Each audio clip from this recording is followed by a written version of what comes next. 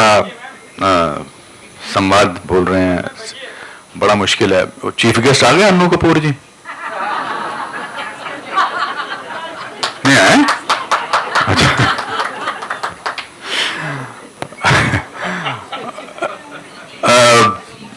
सीमा जी को मैं बहुत अच्छी तरह नहीं जानता हूं, और फिर भी बहुत अच्छी तरह जानता हूं। अभी मैं इनको देख के मुझे लग रहा था कि इनके चेहरे का ग्राफ चेंज ही नहीं हुआ है, क्योंकि आपके अंदर जो खूबसूरती है वो आपके चेहरे पर हमेशा बरकरार रही है पिछले बहुत सारे सालों से। ये परिवार ही कमाल का है, ये कपूर परिवार कमाल का है। ये सामने वाले को इतना छोटा मतलब अपने ज्ञान से महसूस कराते हैं। इनके हर टॉपिक पे इनको सब कुछ पता है, चाहे वो म्यूजिक हो, चाहे वो फिलॉसफी हो, चाहे वो साइंस हो। रंजीत भाई, अनु, आप सब लोग इतना अच्छा, गुरुशा आप कितना अच्छा आप लाइफ को जानते हैं और कितना अच्छा समझते हैं। और उसकी खासियत यह है कि आपके माता पिता और आपका, मैं ये पैम्फलेट पढ़ रहा था, और कितना अच्छा आपने अपनी मौसी की लास्ट मोमेंट्स के बारे में लिखा है।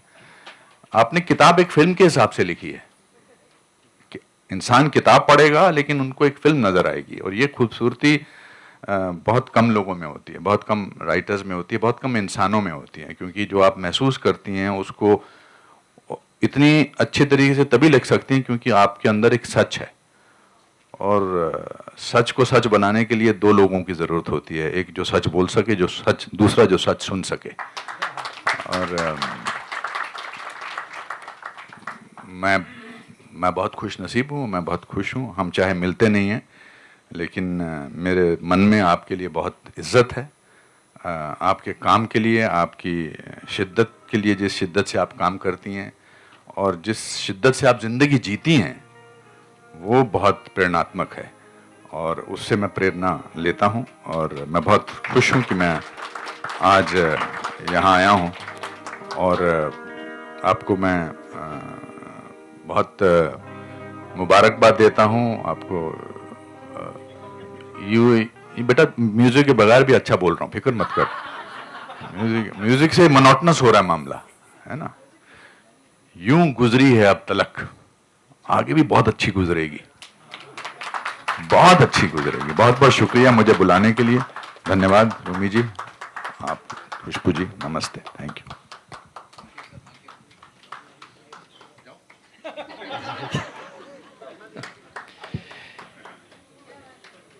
इससे पहले कि कोई रंग बगावत तो बिल्कुल किसी भी किस्म की तैयारी नहीं है। और मैं सीमा जी को वैसे मैं उतना ज़्यादा जानता नहीं हूँ, लेकिन जितना मैं अनु भाई को जानता हूँ, जितना काका जी को जानता हूँ, जितनी मैं गुरुशा को जानता हूँ, उसके ऊपर से मैं अंदाज़ा लगा सकता हूँ कि सीमा जी कौन है और क्या है। और दूसरी बात यह है कि मैंने सीमा जी के साथ थोड़ा बहुत इंटरेक्ट किया हुआ है, तो मुझे एक बात का तो पता है कि वेरी इंटेलिजेंट और जिंदगी को बिल्कुल करीब से जीने वाले, देखने वाले लोग हैं ये। बट आत्मकथा लिखना बहुत कठिन काम होता है। झूठ बोलो तो पाप लगे और सच बोलो तो आग। और आपको जरूरी होता है आत्मकथा जब लिखते हो तो प्रामाणिक होना, ऑनेस्टी के साथ, तब जाके आपकी छवि उभर के आती है, निखर के आती है। लेकिन आप जब अपने बारे में प्रामाणिक होते हो तो जिसके बारे में लिख रहे हो उसकी भी छवि उभर के आती है। तो उसके बारे में भी सोच रहा हूं, जो लक्ष्मण रेखा जो है, वो जो सीमा है, उसका पालन करना बहुत कठिन होता है किसी भी आत्मकथा को लिखते वक्त। और ये जो एलानिया टाइटल जो है, यूं गुजर गई अब तलक, माने सारे पत्ते बिखेर दिए हैं आपने, बिल्कुल ऑनेस्टी के साथ। ऐसा मैं समझ सकता हूँ जिंदगी का जो भी तजुर्बा है, जो भी आपका अनुभव रहा है, जिस तरह से आपने जिंदगी को झेला है, वो सब आपने बिखेरे होंगे। मैं बिल्कुल उत्सुक हूँ ये आपकी किताब को पढ़ने के लिए। और दूसरी बात मैं यहाँ पे ये भी कह दूँ कि मेरे नसीब में आप इतनी अच्छी लेखिका है, मुझे रूमी भाई बार बार कहते हैं, अनु भाई भी बार बार कहते हैं, और जो अपने खैर साहब जो बोल के गए कि पूरा फैमिली कमाल है यार। अनुभव के साथ तो मैंने काफी वक्त निकाला है। जब मेरी 70 किलोमीटर की राइड होती थी काकरापाड़ा से लेके बारडोली तक सरदार के टाइम, तो मैंने भी 5 घंटे का मेकअप किया हुआ रहता था। अनुभव भी सुबह 3:30 बजे से लेके जब 8 बजे गाड़ी में बैठते थे तो मैं खाली अनुभव से एक ही पूछता था, अनुभव वो जो लैला मजनू में वो जो डायलॉग जो था उसका क्या मतलब है? 70 किलोमीटर कहाँ खत्म हो जाते थे मुझे पता भी नहीं चलता। और मैं जब उतरता था इतना ज्ञान मिलता, मैंने बहुत कुछ सीखा है ऐसी संगत करके। तो मुझे यही मेरी उम्मीद है कि मैं कभी आपका कुछ लिखा हुआ मैं कुछ परफॉर्म कर सकूं फिल्मों में। तो ये क्योंकि मैं तो उसी तरह से वो क्या कहते, यही मेरी अभिव्यक्ति रहेगी। Thank you very much and I wish you all the very best. बहुत सारी शुभकामनाएं। Thank you so much.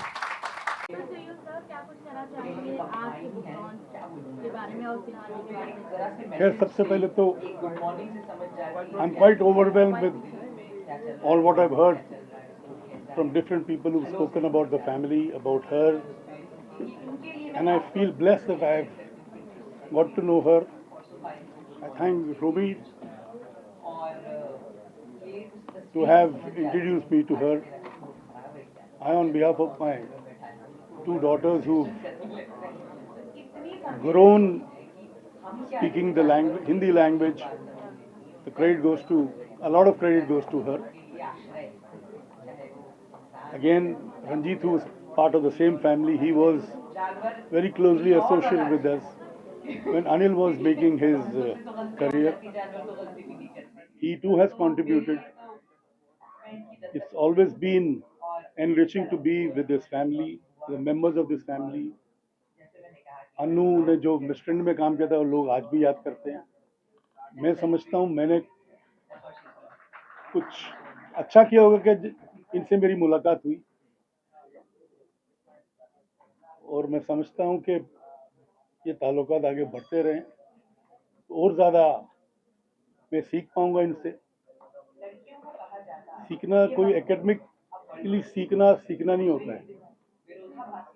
जो तजुर्बे होते हैं लोगों के, वो भी गुणी लोगों के, उनसे आदमी ज़्यादा सीखता है। कुछ मैं सीखा हूँ, कुछ मेरे बच्चे सीखे हैं, और ये ताल्लुकात बढ़ते रहें ताकि मैं और कुछ सीख पाऊँ। इससे ज़्यादा मैं क्या बोलूँ। मैं शुक्रगुजार हूँ ऊपर वाले का कि मैंने इन लोगों से मिला, इनके परिवार से बहुत कुछ सीखा। आज इन्होंने अपनी बुक लॉन्च की है, उसके लिए बधाई हो। और मेरे तरफ से गुड विशेस है इनको और इनकी तमाम फैमिली को। इनकी जर्नी बहुत कमाल की रही है और आगे चल के भी मेरे अलावा वो लोगों को ये एनरिच करेंगे। Thank you. इमामा, इंडस्ट्री से इतने सारे लोग हैं, अनु सर हमेशा से आपको सपोर्ट करते आए हैं और आपके बायोग्राफी के दौरान इतने सारे लोग सपोर्ट करने आए, कितना कितना लकी मानते हैं खुद को और क्या कहना चाहेंगे? मैं बहुत लकी हूँ कि मैं ऐसे माता पिता की संतान हूँ जो जीते जागते साधु संत थे, जो कला क्षेत्र में जिन्होंने अपना सर्वस्व त्याग के कला की सेवा की, और उनको ये भी नहीं मालूम था कि वो कला की सेवा कर रहे हैं। कोई नाम नहीं हुआ उनका, लेकिन वो पूरी जिंदगी कला की सेवा करते रहे।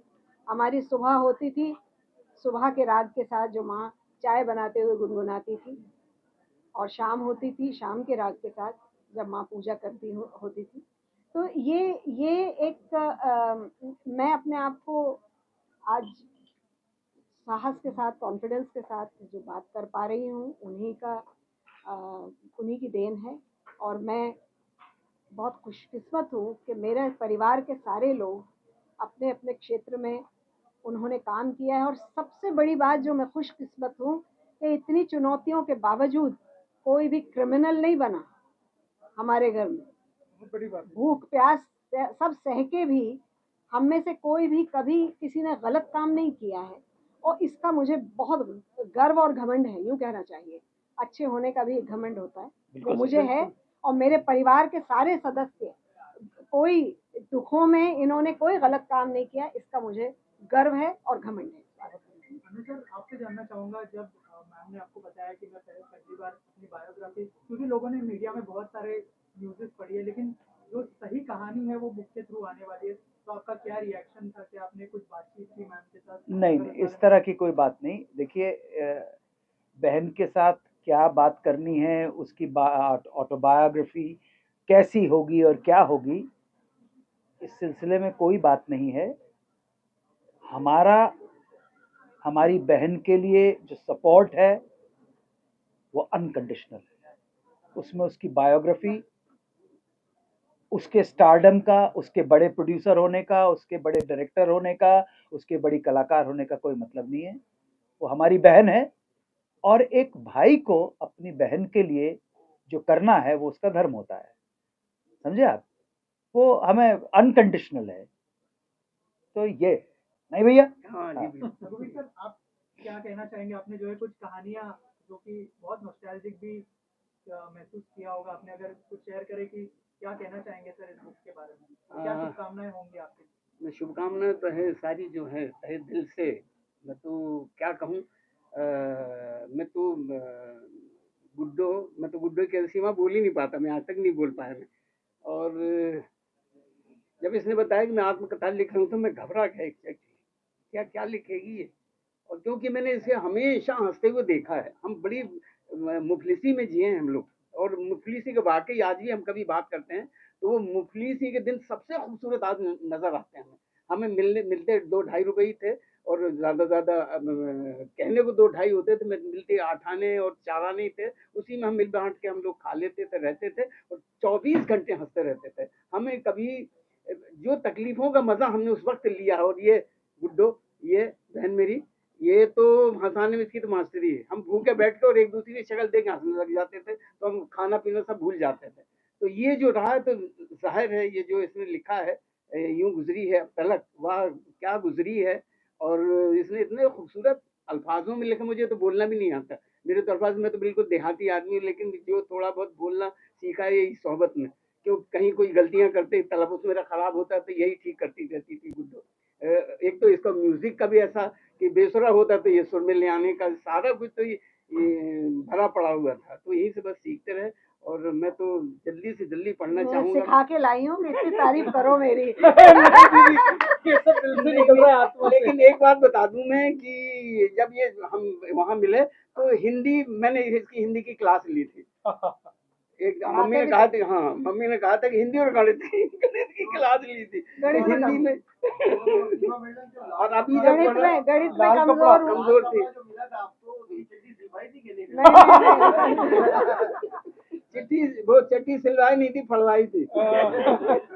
वो तो ऐसे कई दिनों तक वो हमेशा नजरों में कफन ही लाल लाल ही दिखाई देता रहता, सोते जागते, जब पता लगा कि ये कहाँ से उठा के लाए हैं। बाद में भूत डराने लगे थे। चलिए, आप क्या कहना चाहेंगे शिवाजी के बारे में, और क्या कैसे बुक के बारे में? बुक तो पढ़ेंगे तब बोलेंगे। नहीं नहीं, बुक पढ़ने, एक भाई के लिए, भाई के हृदय में अपनी बहन के लिए जो प्रेम होना चाहिए वो अनकंडीशनल होना चाहिए, सीधी सिंपल सी बात है। और मेरे जैसा व्यक्ति जो है, आपस में किसी चीज में मतभेद हो सकते हैं, मेरे किसी भाई से मतभेद हो सकते हैं, इससे मतभेद हो सकते हैं, लेकिन जब बात आती है अपने भाई या बहन के लिए लड़ने की, समझे ना, तो वहां पे ये नहीं देखा जाता कि तू सही है कि तू गलत है, तूने अच्छा किया कि बुरा किया। सो जब ये मुझ जैसे व्यक्ति से पूछना कि आप उनकी बुक के बारे में क्या कहेंगे, मुझे बुक से कोई मतलब नहीं है। मुझे केवल मतलब हमेशा से मेरी बहन से रहा है। वो सुखी रहे, वो खुश रहे, आबाद रहे, मुंबई रहे या हैदराबाद रहे।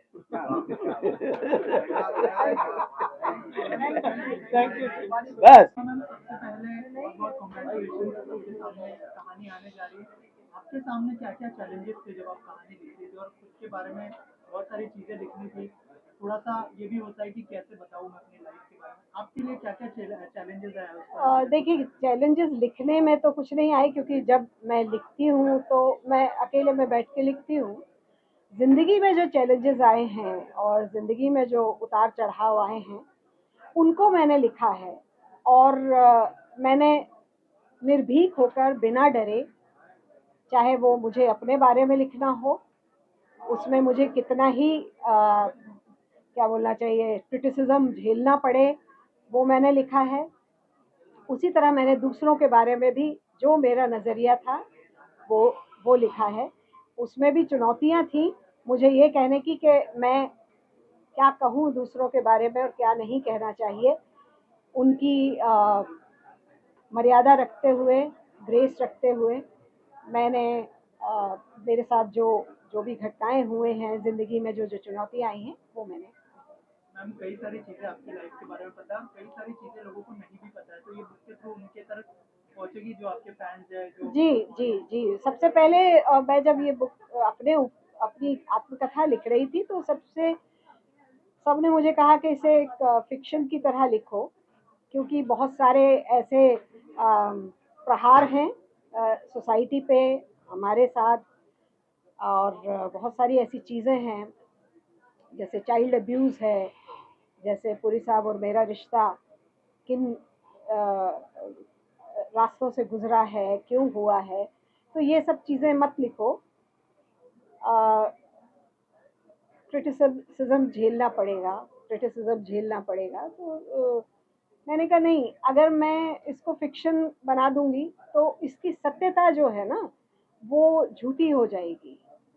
तो जब तक आप ये साहस नहीं लेते, ये हिम्मत नहीं लेते हैं कि नहीं, मैंने अगर गलत कुछ हुआ है मेरे साथ, वो शर्म की बात नहीं है, मुझे उसको दुनिया के सामने आना चाहिए, क्योंकि जो और लोगों के साथ हो रहा है कम से कम उनको प्रेरणा मिले और उनको हिम्मत मिले कि ऐसा भी आप सच कह सकते हैं।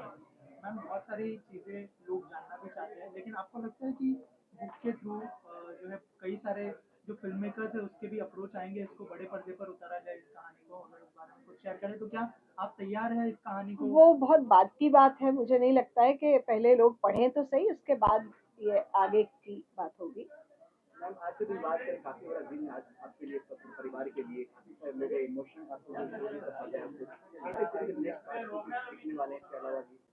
अब देखिए, यहाँ तक की तो कहानी मैंने लिख दी है, अब मुझे नहीं मालूम है मेरी जिंदगी और कितनी बाकी है। 65 साल की तो हो गई हूँ मैं, अब कितना मुझे 5 साल जीना है, 10 साल जीना है, और उनमें क्या क्या जिंदगी के चैलेंजेस आएंगे मुझे नहीं मालूम है। तो आगे की तो बात मैं नहीं बता सकती हूँ कि आगे क्या होगा क्या नहीं होगा। मैं ये चाहती हूँ जो हो गया है, गुजर गया है, उसी को आप लिख सकते हैं। भविष्य तो ईश्वर के अलावा और किसी को नहीं मालूम है। मैम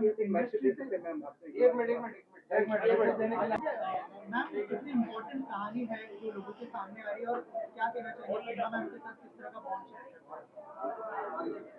सबसे पहले तो सीमा दीदी को बहुत बहुत मुबारकबाद इस आत्मकथा प्रकाशन के लिए।